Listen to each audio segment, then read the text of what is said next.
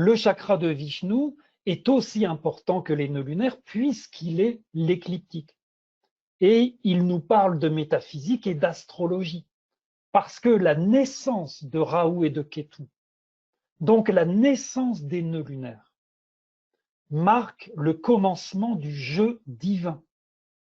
C'est avec l'écliptique, c'est-à-dire en fait avec la roue du temps, on va voir juste après, que la création commence. Et la création commence, le jeu divin se manifeste avec cette écliptique qui est la roue du temps, qui est le zodiaque et qui est la volonté divine.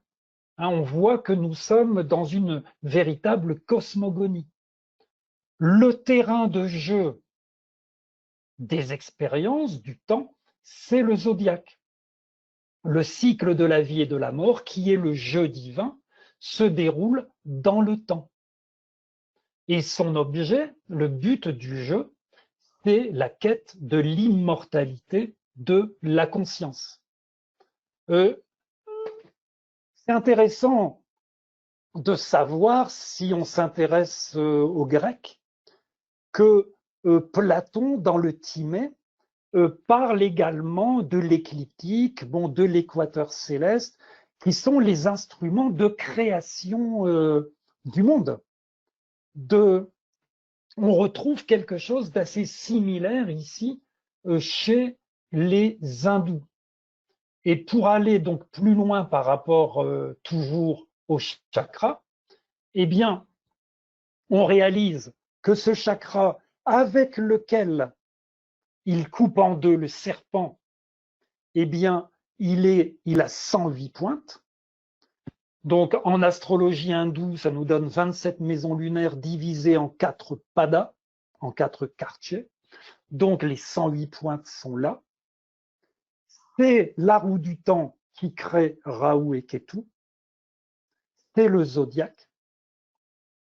Rahu va nourrir, alors il est associé au démon, donc il nourrit le désir des expériences, et donc il attache au temps. Et Ketu, lui, éloigne du désir des expériences et détache du temps. Et le nectar d'immortalité, dans ce sens, bien sûr, c'est la libération du temps. Donc nous avons toutes les lois cosmiques de notre univers, avec le sens même de la création, qui, comme on le voit, sont très liés aux nœuds lunaires. Hein, ça a beau être des points fictifs, nous sommes dans des considérations, dans un sens très profond.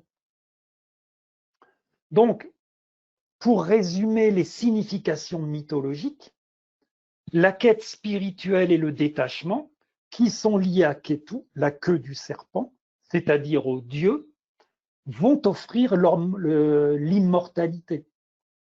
La quête matérielle, l'attachement et l'insatisfaction, c'est-à-dire Rahu, vont éloigner de l'immortalité.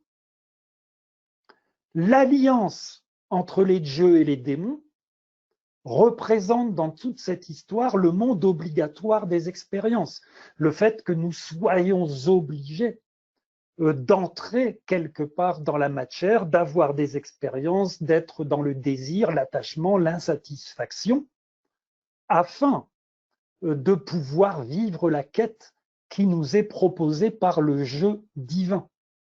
Et cette quête, donc, du nectar d'immortalité, eh bien, donne son sens, donne sa direction à la vie. Maintenant, descendons, quittons la mythologie et un peu la métaphysique et descendons dans la matière, dans le monde des expériences, dans les tendances psychologiques qui sont liées à la destinée et dans la matérialisation de la pensée. Donc, du côté philosophique, l'attachement, on parle de l'attachement au moi, à l'ego, Rahu, qui mène à l'insatisfaction. Et Ketu offre la sérénité. Hein, je rappelle que la sérénité, c'est la paix du cœur. On voit que philosophiquement, il y a quelque chose de très stoïcien. Plus dans la matière maintenant, donc les significations fondamentales. Raoult très lié à l'attachement, Ketu très lié au détachement. L'attachement, Raoult, donc la soif des expériences qui n'est jamais assouvie, et l'avidité matérielle, cette avidité créant de l'anxiété, de la colère, la crainte de perdre ce que l'on a, ou de ne pas obtenir ce que l'on veut, les manœuvres secrètes et l'insatisfaction. En fait, vraiment la sphère matérielle, quelque part, dans ses conclusions.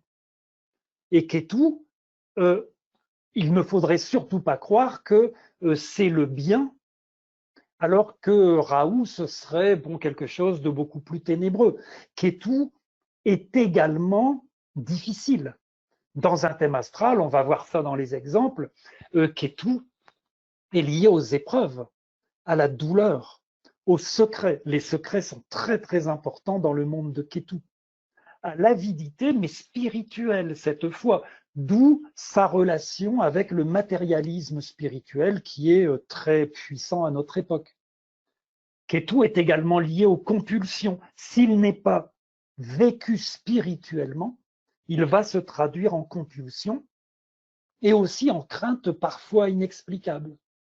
Mais Ketu, petit à petit, est censé nous amener vers la simplicité, vers l'austérité et vers la spiritualité. C'est le nœud lunaire spirituel.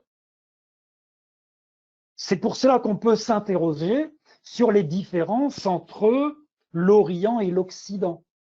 Je ne vais pas refaire un historique, mais si au début Ptolémée ou Vettius Valens semblaient se méfier énormément des nœuds lunaires, un peu comme les hindous, ensuite il y a eu un peu une espèce de considération comme quoi Raoult serait plutôt du bon côté et Ketu du mauvais côté. J'ai copié cette petite citation de Lilly où il nous dit que la queue du dragon est féminine. Donc, désolé pour les dames, ça veut dire négative. Féminine par nature, opposée à la tête, bien sûr, et maléfique. Alors lui, il nous dit, et on voit ça chez certains auteurs, maléfique quand elle est associée avec de bonnes planètes, et bienveillante quand elle est en conjonction avec de mauvaises planètes. Alors malgré tout le respect que je peux avoir pour William Lilly, ça ne veut strictement rien dire. Et on verra que les exemples le prouvent tout à fait. Donc l'Occident, qui est malgré tout plus matérialiste, a une tendance à considérer Raoult comme positif. Parce que c'est le Nord est favorable, il y a toutes ces choses, mais la vérité, c'est que ce sont des apparences. Raoult apparaît matériellement favorable, et c'est vrai qu'on le voit par la pratique, Raoult va donner, conjoint à Jupiter ou à Vénus, etc. Raoult, il donne, et il amplifie, et il gratifie. Alors que Ketu, au contraire, eh bien, prend.